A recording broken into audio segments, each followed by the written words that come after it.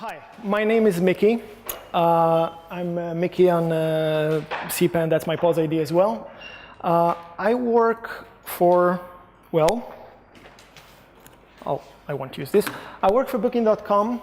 I'm pretty sure most of you are familiar with our website, and I wanted to thank Booking for allowing me to come here today to speak to you, and also for allowing me to work on this really cool project, which I'm going to talk about today.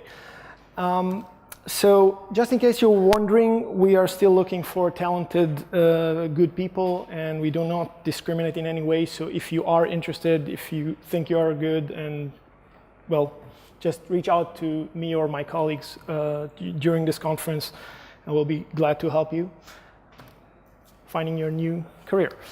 So just some background about this whole thing. About a year ago, I joined Stephen Lill's team in the backend core infrastructure group that we have at Booking, where we build tools and systems for others to use in order to build tools and systems, mainly the main website and some other websites that we have facing customers, facing customer services, and a lot of different things that we have running at Booking, which is really cool. And what we are trying to do in this group is always trying to find better ways of doing things, both improving the tools in terms of performance and development performance as well, but also dealing with how we do things and questioning the way we approach problems and deal with them. So this is one of those cases. The original requirement that led us to this whole thing was a project that was initiated by one of our auditing tools. They have like a compliance requirement for us to break every connection from all of our clients to one specific database and disallow fetching or manipulating the data there directly, of course, and we have all sorts of different servers, so we're talking about thousands of different servers, cron jobs or web applications. Everything should have gone through a web service instead of directly connecting to the database. So you couldn't just open a shell and query, or create a database handler in code and query data, but you have to go through a web service over HTTP. This gives us a lot of access control and logging abilities on the application level, which are much harder to do on the database level, and we don't want to do. So in this case, the first thought that came to mind was they're asking us for a REST API. A RESTful API is something that we're very familiar with. We do it all the time. It's very easy. And just a quick recap if you're not familiar with them. The REST APIs are a way for us to represent data. And we call a data element a resource in this terminology, and allow us to access and manipulate this data over HTTP. So clients and servers don't need to know about how they are internally holding this data. The client does not care how the server holds this data. This data can be anything on the server side, as long as it can be represented in a way that the client can read, which normally would be a serialized JSON in the HTTP body. And they also have a very simple way to access. So you have a URL that describes where this data resides as far as the client can tell. It uniquely identifies this data element. In this example, you can see a client curl asking to fetch, to read, using the get method of HTTP, a data that resides in this domain under a unique identifier, which is the type of the data and the ID. Now, the server gets this request. It will return a response. The response would be a JSON. It can also return another form of the JSON, or another one. Now here we spotted an issue. And I'm pretty sure that many of you can just notice the issue here. We don't know what the format of this JSON is. So when we build the next web service, we need to make sure that the client can read what the server is sending and also know how to form the data when manipulates it. And this is something that we find, at this point we basically spinned off into a different project because we said, okay, this is something that we always do, we always have problem with, let's solve it for all future projects.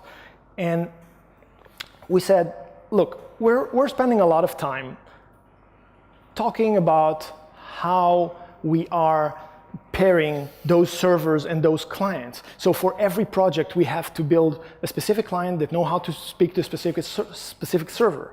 Most of the time, we have at least 2 different clients. We have one, a Perl client that reads data from the cron services, and we have a JavaScript that reads it from browsers. And these are the minimum that we have. So we have to have 2 different implementations for the same service, and this kind of sucks. And we are ending up doing the same things over and over for every project that we do. Sometimes we are finding ways to reuse some code and do it in a bit more sophisticated way, but it's not that good still, because we still have to worry about that for every web service that we build. So what we want is to focus on what we do with the data logic-wise, how we do the things that are important, not worry about how we transfer the data from one side to the other, because this is not an interesting thing to do. We don't do it for any other layer, right? We just have to worry about it for the JSON. So to achieve that, we figured we need a protocol. If we have a protocol, that would sell the thing, right? We looked around and we found several different protocols that exist. We picked one that seemed to us the best fitting to our problem. JSON API, if you're not familiar with it, JSONAPI.org is where the spec is, and it is a spec that gives you a full REST solution description of how clients and servers should communicate, what the URLs look like, what the statuses are being exchanged, and how the data is formatted. That's the most important thing as well. And we saw that it's also, it was created by people that we can trust. They're doing a lot of amazing things out in the open source world. So we thought it comes from a good hand, and we should give it a try. So we read the spec. Basically, Steven read the spec while commuting on train, and then he came back and said, like, this is great. Let's try this one. And we sat down. We spent an hour just reading the whole thing, and we figured this is going to solve our problem, at least the problem that we described. So JSON API already had some implementations. It has both clients and servers implemented in all those nice languages and PHP. And we figured that we need to have a Perl implementation as well, because there isn't one. And I'll just go over what JSON API is quickly, just to cover this part. The same example as before would just be different in one way. We just need to tell the server, from the client perspective, we need to tell the server we want a JSON API response. So we just add a header that says we accept JSON API. If we were sending data, then of course we also need to set the content type, because there is content, but it's the same value. Now, for this request, we are asking for a uniquely identified resource, and the server will come back with a JSON. This JSON will have several parts to it. First one, it's just a bunch of meta information about the data. So you have things like links and version, and then the data itself. There can be more meta information pieces, but the data is the important part. That's where our actual data is. And it can be an object, like in this case, and it can be an array of objects if we ask for multiple ones. An object in itself would have its own meta information, like links. It will have the unique identifier of this object as well. In our case, it's a type and an ID, which represent a table and a primary key in a table, because we are querying from a table in this example, this server. The attributes is where all the rest of the data reside. It's the other columns of the table. So this is where the very interesting parts happen. But JSON API also this allows you to do one more thing, which is very interesting. It also allows you to describe the relationships between your data pieces and other data pieces in other tables. So it basically functions as like a foreign key or a mapping table that tells you this object also is related to other objects in other tables. And this will have its own name first. This is the name of the relationship itself, just like an attribute name, like a column name. It will have its own identifier in the other table or elsewhere, and it will have some other meta information about the relationship itself. One more quick example, just to show you how JSON API also deals with other parameters that it can take through the URL. I chose 2 of them to show. There are a couple more. Include is a very interesting one, and fields, note the square brackets notation because it is used in JSON API. There are some other for sorting, paging, and some other filtering, which is also very interesting, but I just chose to show you these 2. And in this case, we just got a different JSON as a response. Here, we said we want in the fields section, so now it's not a select star, it's a select specific fields that we wanted back. So in the attributes, you will only see the ones that we chose. In this case, title and body. Why do you see authors there as well? Because author is the name of the relationship. And relationship as a name is just like an attribute. So if we want to see it, once we use the filtering of the fields, we also have to specify the relationships that we want to see. It came by default when we didn't use the filter, but now that we have to say we also want to see this. And this relates to the relationship itself. Now, the other parameter that we passed in this case was the include. And this was an even more interesting one because this added a new section right next to the data, which is called included, and it contains an array of objects. And those objects are the related data. So we get in one query, in this case, we got 2 data elements. We got the original one that we asked for, and we also got the one that was related to it, just because we asked for it. So it's like a join. And you can pull multiple data elements from different types. You can apply, for example, the fields to each one of them and set the way that you want to get the response from the server, and this is very interesting. And there are a lot of other things that you can do with JSON API, but I can go on and on about JSON API for about an hour, but at this point I think you got a taste, and I just want to move on to the project that the implementation that we did, and this one is called PONAPI. If we have time, I can explain the name, but let's do it at the end. This is an open source project that we did at Booking. And this is a very important thing. It's not something that we open sourced after the fact. We started it as a GitHub project on my personal directory from day one. So anyone could have just followed how I spent my days at Booking during the time we developed this. I truly hope nobody did.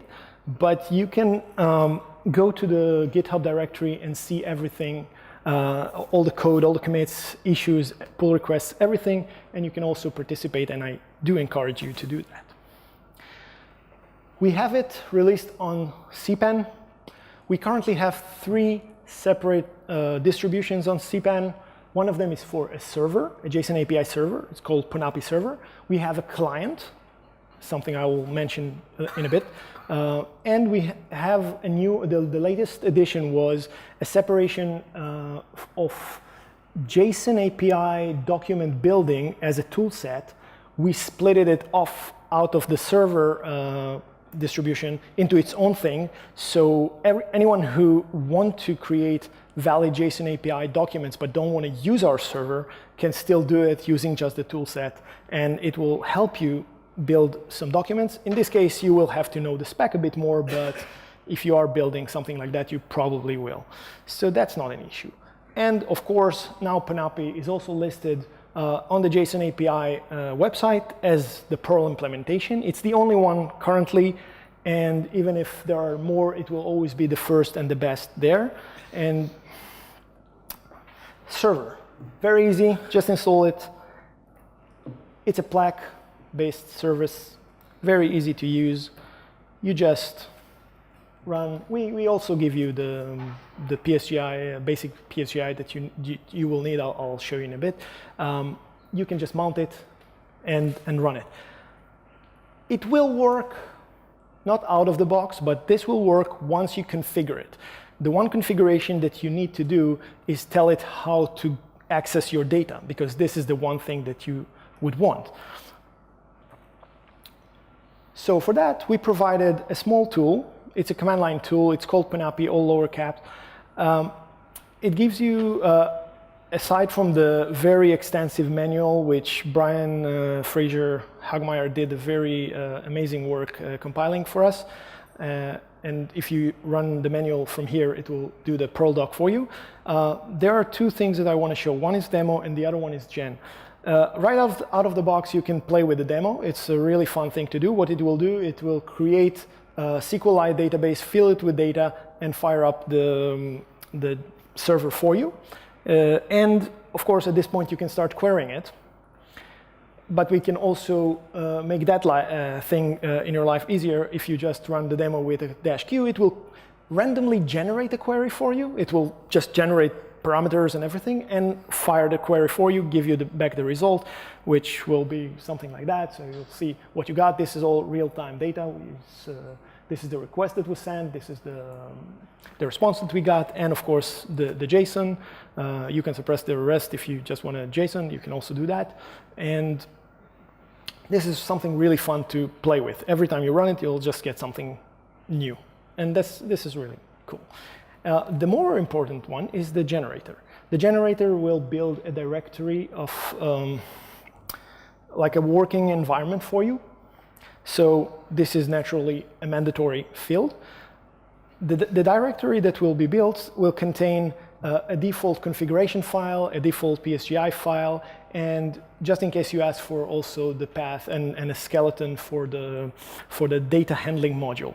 Now, the data handling module doesn't have to be new. You can use something that you already have.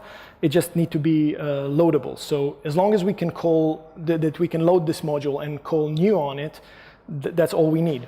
And in the configuration, you can also specify arguments that you want us to pass to the new call if you want us to build an object. And all this object needs to know to do is those methods. It needs to implement those methods. Not all of them are mandatory. So if you don't want to have relationships, for example, you can have empty subs there. Or if you only support read-only, that will make your life really easy. But normally, most of them are already implemented somewhere. If you have a database, you have code that handles this database. These are the very basic CRUD operations. So create and update, delete, those kind of things you already have. You just have to map it to those names, and that's it. It's really that simple. Hagmeyer did it for us for production. It took him like 10 minutes to map what we had, and something that was a very big database. And it was literally 10 minutes to set it up, and everything worked. The client is a very simple Perl client that just does HTTP requests to a JSON API server, but also sets the headers and everything as it's supposed to be, encoding the JSON for you. So all you need to do, just create an object, send it the flags that you want to use, and as a hash, not a hash, but just a key value list, and you will get the response, which would be a JSON. This is a JSON, but already deserialized into Perl hash. And of course, we are working on more features. It has been a bit quiet in the last few months because we were, once we were done with this, we were mostly busy with deploying it for some of our projects. So most of the work that we did in the last couple of months was not very visible. It was internal. But we are still, it doesn't mean that we're not going to still fix things and add more features. There are more features that are about to be added to the spec itself of JSON API, and we set PONAPI to always adhere to the spec. So once the spec will get more features in it, or a new version of the spec, we are currently at 1.0. Once they have a new spec or new features, we will implement them and make sure that PONAPI is compatible. And with that, I'll just give you a few data sources. JSONAPI.org, that's where the spec is. That's where examples are. That's where the implementations list. And so a link to the forum where you can also ask a lot of questions. And it's a very active one. It's very nice. The links to the Metacp and packages, just missing the toolset, but it's also there if you're searching for PONAPI. And with that, I'm done. If you have any questions, I would be glad to answer. How would you say JSON API compares to Swagger?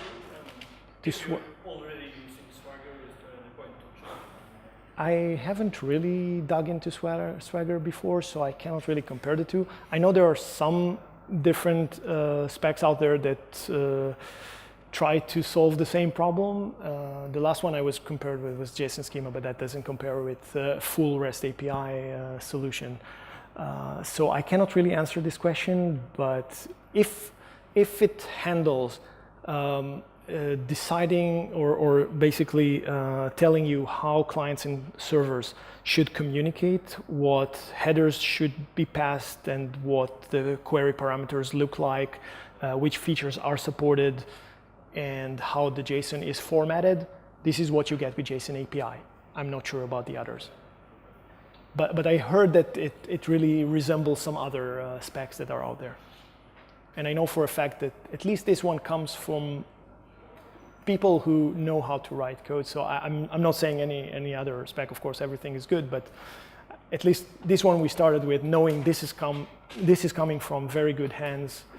People who are core developers of Rust language or Ember.js, and we just chose this one because it just fitted our problem. Any other questions? Well, I have a few. Do I have like 1 minute? It's kind of done, but since it's lunch. Okay, I'm keeping you from lunch. So if just yes, sure. Do you have any performance statistics? Performance statistics. So the thing is, yes, we do have for internal use. We do keep metrics of everything at Booking. The thing is, it's another layer, of course. So it does. You get some performance hit. But since it handles database access, orders of magnitude difference between database queries and the few lines of Perl that does that. So it's so insignificant that we didn't see any performance degradation because of adding this to our stack. We are hitting like maybe one of our biggest databases at Booking in a very high traffic system. It never presented any issues in terms of performance. Sure, it's another layer. Take that into consideration. The optimization here wasn't for performance. The optimization was for development time. Like we wanted to eliminate the need to re-implement things and the time we spend arguing mainly between data client side and backend side developers over how they will, transfer information between them, but also to allow things like unifying the way we produce things like errors, for example. And having, like, if you have all your systems speaking the same protocol, imagine that you can have all your systems, throwing the same kind of errors out there and everything can read everything. And that's amazing. And you can also pick and choose whatever implemented clients are there and speak to every possible server that there is, and not having to implement for every server access points for every special client, and the other way around for clients that speak to multiple servers. So we figured this was the goal of this project, and this is what it was set to achieve, and so far it looks like this is what it is achieving. Yes, please. This looks a little bit like a single point of failure. So how is it done with redundancy? Everything going through one point? Well, I mean, it's yet another layer in the stack, so sure. But how is there's no redundancy built into the multiple servers communicating or making changes? Oh no, I mean, our servers is not like one server that serves the database. I mean, you're talking about dozens or hundreds of servers that are working in parallel. So for our solution, it didn't really. That's not like.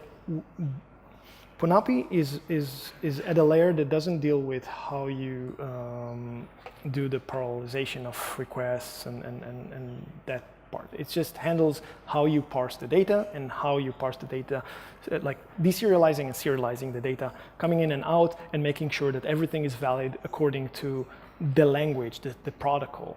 But in terms of how the networking of the web networking goes and how is that parallelized or distributed and load balancing and all that, it just doesn't care because it's a different layer. So what is it using to talk to the database? that's the idea. It's a web service that allows you to hide your data.